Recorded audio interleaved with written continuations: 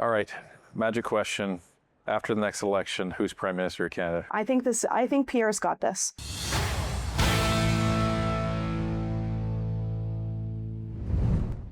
Ladies and gentlemen, we live in a very interesting political climate, and there's lots of different voices in lots of different arenas. And we've spent a lot of time covering MPs and had senators on the show and even civil liberties advocates. But today we are grateful to have a different voice, one that you see quite often on CBC. Don't turn off the video. Ladies and gentlemen, we are really proud and happy to have a staunch conservative voice with us today. Kate Harrison, welcome to Northern Perspectives. Thank you so much for having me on, Ryan. So we watch you on CBC, and unfortunately right now I think there's a lot of alleged conservative voices that are on mainstream media that don't really come across as conservative when they're participating in some of these discussions. At least that's not the impression that they give. But yours is unmistakable. You are unapologetically conservative, and you will call it like it is. So before we get into that, why don't you just tell us a little bit about yourself and how you came to be involved in politics? Yeah, sure. Happy to. So when I was in high school, which was a year I won't mention, but many years ago, a friend of mine had been a co-op student at the local Member of Parliament's office, and he suggested it would be a great way to burn a couple of credits in my final year of high school. And I think I've always been a fairly civically minded person. My parents weren't involved in politics or anything like that, but I thought, yeah, that's a great idea. In addition to spare, I'll add a co-op. And I did that at the local MP's office. My local MP was Barry DeVolen in Halliburton, Kawartha Lakes Brock. And I liked it so much that I decided to come to Ottawa for school. I kept working for Barry when I was attending the University of Ottawa. Got involved through my local PC Youth Association at the provincial level. So it was John Tory at the time that was the leader of the PCs. He actually went and then ran in Kawartha Lakes Brock and was defeated. So try not to dwell on that too much. But I was always involved in Ontario PC campaigns and then federal politics through my work with the MP. You know, I've been doing my day job as a lobbyist. I hope we didn't lose anybody there, but as a lobbyist for almost 18 years, but I've always kept a toe in conservative politics and really have been doing some of the media commentary stuff since about 2018. And you've done really well. You're a political pundit now regularly on CBC's Power and Politics and others, and you're vice president of Summa Strategies. So you're doing quite well as a conservative woman. Yeah, thank you for that. And I'll add, under 10 plus years of Liberal governments, still Yes. have managed not to get fired or fire myself. I don't think anybody can fire me now, but yeah, it's been good, and I really do enjoy the spirit and the game of politics. I like doing it from a business perspective as opposed to being in the arena day to day, though lots of respect for those that wear that hat, of course. So let's get to your time on Power and Politics, because there's a lot of interesting narratives that are going around right now, both on the Liberal side and on the Conservative side. And you know, just to give everybody a little bit of a feel of it, what is it like sitting on one of those panels as the questions are flying around, as David Cochrane is doing his thing? Like, what is that like? Yeah, I look at it very much like a conversation and a debate. I don't find it particularly intimidating, because really often it's just you and the host, or maybe you and the host and one other guest and a couple of panelists on the other side. You know, in my experience, I find that everybody is typically respectful. Everybody is trying to find some commonality or relatability between what one another is saying. And I think that makes for good TV. I think it makes for good conversation. Certainly, I have felt, depending on the topic and the tone of the questioning and where the conversation is going, the need to defend a little bit more, but I also expect that. I don't think Conservatives and Liberals are held to the same standard. I knew that going eyes wide open into any media commentary. CBC, I was also on CTV before, yep. And I knew that this was how it was going to be. So if we're not being held to the same standard, our options are either complain about that or try to win. And my philosophy is to try to win. Do you think there's not enough conservatives that are being unapologetically conservative right now, especially in the media? I think there is a big pressure to conform to likability. And often that means being agreeable. I think that's a human nature thing. You want to be likable, you want to be agreeable and friendly. And sometimes on these shows, there is a pressure that is felt. I would not say applied, because certainly I have my experience, Ryan, I have never been, chastised for anything I've said. Or guided one way. That hasn't been my experience at all. I truly do have the opportunity to speak freely on the show. But I also understand that sometimes people feel they need to say what might be popular or agreeable to the Ottawa bubble. Canada is much more than the Ottawa bubble. And I think sometimes a dose of what is happening outside of official Ottawa, even though a lot of these shows are focused on what's happening on Parliament Hill, is a healthy thing to add into the mix. So that's how I really look at my role on these shows, is trying to provide a perspective that is not just steeped in what's happening inside the Beltway. Do you think that mainstream media accountability of the government has shifted over the last 10 years? We've seen some of these larger personalities like Bob Fife and some of these guys that were really, really good at holding governments to account, did deep dive exposés on them. And that environment seems to have shifted drastically over the 10 years, at least from our perspective. Is that perspective, or is there some merit in that? There is merit. There's a few things that are going on here. Number one, newsrooms have been hollowed out. Reporters are stretched very thin. I think there are a lot of journalists in Canada that are working very hard trying to get to the bottom of stories. There may not be enough hours in the day. That is a failure of mainstream media, in my view, to adapt to changing circumstances, maybe to adapt to the wills and the desires and interests of their viewers, but it does have an impact on newsrooms. And I have to be honest, I think part of the accountability shift that you're talking about does come down to state funding. When the media receives a paycheck from the government, it is really hard to suggest there's not a quid pro quo. And again, I'm not putting that on individual journalists, but part of the reason we see other countries have a thriving media ecosystem with a lot of questions for government, for opposition, really digging into things, is because they fund their news ecosystem differently than how Canada funds it. So I think that creates a mix and a perfect storm of, reduced time, less of a desire to hold politicians accountable. And that is not a good thing for Canadians and for democracy. So there's a lot of opinions from conservative viewers about David Cochrane. What is he like off camera? You don't have to give us any private conversations, but what is he like off camera? Yeah, I get along with David. David is a Newfoundlander, and my office is actually predominantly Atlantic Canadian, and so I have a friendly relationship with David. Off camera, on camera, I think he knows that I like a debate, and I'm happy to engage in it. So again, CBC has always been very good with me. They, shortly after I had kids, they approached me about having a regular spot, which was really welcome, frankly, from a family perspective, because I was lugging car seats around all the time, trying to make my spots happen. I had both my kids during federal election campaigns, so it was quite a bit to manage. Was that strategic? Certainly not. No, you should talk to anybody I did a radio interview with a screaming baby in the background during the 2019 campaign. I'll never forget that. But yeah, they've been great to me, and they let me say my piece, and I know I'm probably saying something that maybe viewers won't agree with. And that's okay, because again, the way I look at it is that conservatives need to show up everywhere. We've had an awesome explosion of independent media and center-right media that's happened in Canada. It's been fantastic to see come online. And it gets a lot of attention. Organizations like yours and productions like yours are fabulous.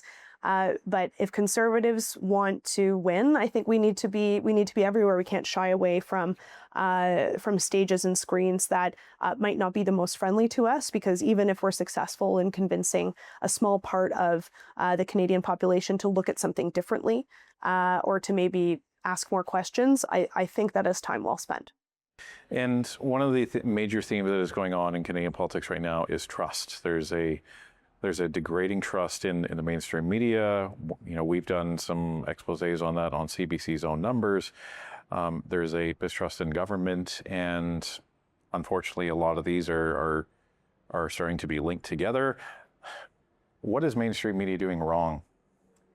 I don't think that there's been an adaptability to what Canadians across Canada are interested in seeing and viewing. I think the media market is driven very much by the urban centers. Certainly, Ottawa's media market is driven by whatever is happening kind of up the street on Parliament Hill. And again, Canada is so much bigger than that. I think they were late to embrace digital. And I think in some cases, there is too much conformity on some of these networks. There is too much same speak in the journalism and the views that are presented. And so if you are not seeing your views reflected in coverage, or you're feeling like you're getting an imbalanced product from what we have always been expecting to be a fair assessment of facts, you're going to start opting out of the mainstream media ecosystem. So I think that there's been some stumbles along the way. I think that a lot of these networks are wise to have a multitude of diversity and perspectives. That's not just gender or race, but that is also regional. Whenever we are talking about Alberta succession, my God, put an Albertan on the panel, right? Interview an Albertan and talk to them about what's happening in the province, rather than a bunch of Central Canadian know-it-alls. I'm pointing to myself here, but rather than having them comment on something that is not in their own backyard, we need to be better about bringing in those more regional perspectives. And there's a lot of talk about polarization in Canada as well on the political side. I remember 15, 20 years ago in conversations I would have with people, and I would say one of the things I like about Canada is our political arena isn't polarized like the United States. We'll fast forward to now, and I think we're catching up rapidly. Mm-hmm. Originally, I thought I attributed a lot of that to the Liberal government and the rhetoric that came out of it, but recently I've been really reflecting on that, and I think we need to lay a lot of that responsibility at the feet of the mainstream media as well for those points that you're raising, because if they're not showing a balance of opinions and even a balance of shows with different slants on it, then you're going to drive away a segment of that population because they're seeing virtually nothing that they agree with. Is that something that you think needs desperately corrected? Yes, I think this really accelerated during the COVID pandemic. There was such a groupthink that happened during COVID in terms of and I'm not talking about the first, 3-4 months where everybody was uncertain about what was going on, and, those first very scary weeks, even where, you weren't sure how contagious this thing was. But as time dragged along, the world was moving on, and yet Canadian media failed the public. They kept people afraid. Our government leaders kept people afraid, and I think that there was either, in the case of the politicians, a political vote motivation to do that, because you don't run to something new when you're feeling afraid. And then for the media, it's about clicks, right? I think we see the same thing happening right now with the Trump paranoia and the incessant articles and news coverage of what's happening south of the border. You turn on a lot of Canadian media programming and it's just what's happening with Donald Trump. Well, Canada's a big place. There's lots happening here. There's lots of important stories to be telling here. So because it's a race to the bottom for clicks, the media then, of course, cater their coverage to what is going to get the most clicks and engagement. And for the mainstream media, that is coming largely from an older demographic who are very concerned about Trump, who have the time to invest in having 24-hour news on in their paid-for homes while they relax on their pensions. So I think that until there's a shift in, again, how media are funded in the country or perhaps not funded by the government. We're going to see a lot of this.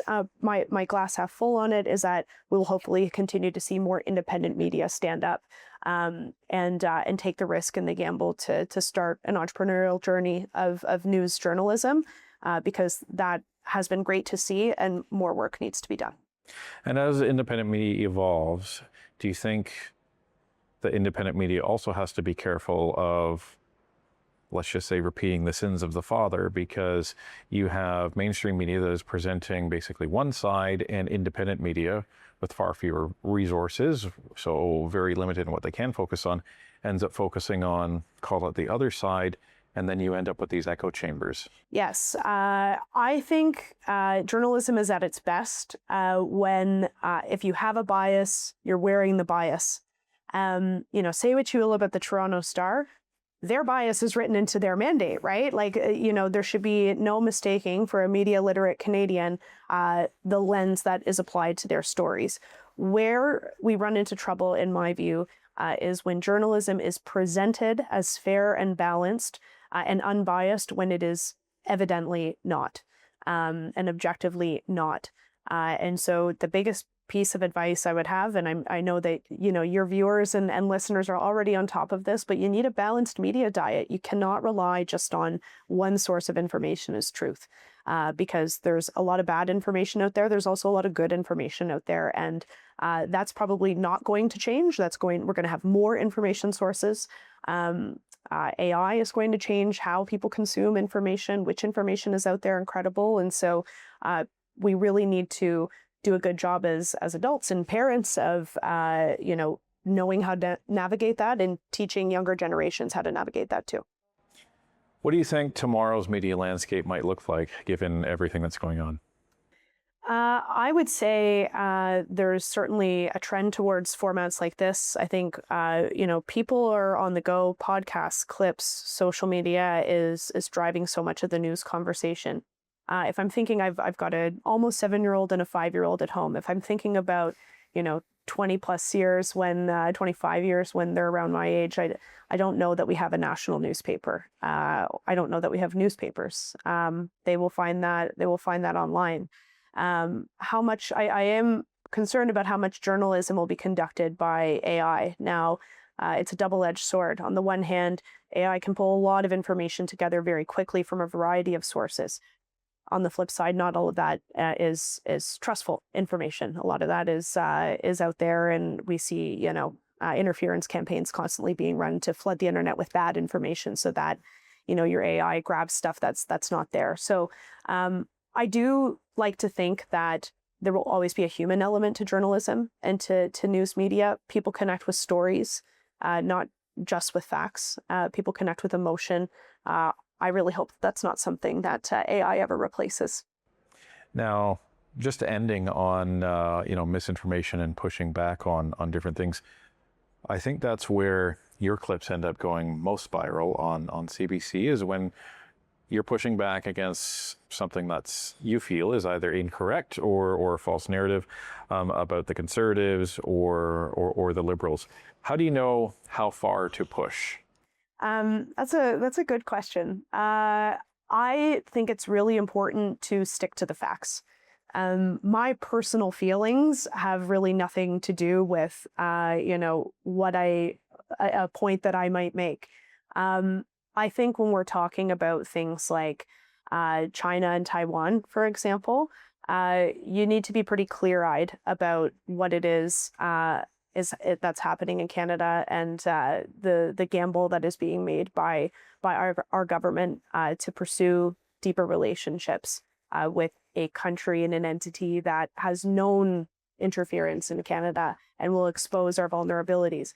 So when I see a glossing over of some of these very big changes happen, Ryan, I think it's important to say, well, wait a minute, like let's interrogate that a little bit further and some of the downside risk that comes with that. So, I consider it an honor to be able to be on and providing a bit of that interrogation when it happens, and I'm appreciative for them to let me do it. And if people like engaging with it and they like what I have to say, then that brings me joy as well.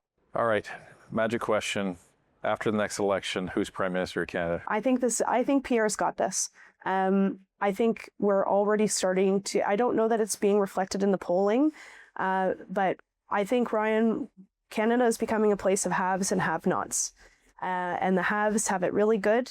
They don't have to worry about their mortgage payments. They're older Canadians. They're the voter that will leave their community because their community is changing and diversifying, and they'll go elsewhere. Life's pretty good for them, and life is not good for a huge number of Canadians. I don't think this next election is going to be about how many MOUs we sign or international partnerships that we have. I think it will be about affordability in the economy. This government has not done near enough on that issue. And I think the Conservatives have consistently been focused on domestic concerns of people. And I believe that at the end of the day, young people and those that are have-nots will put their faith in the Conservatives to give them a shot at being haves.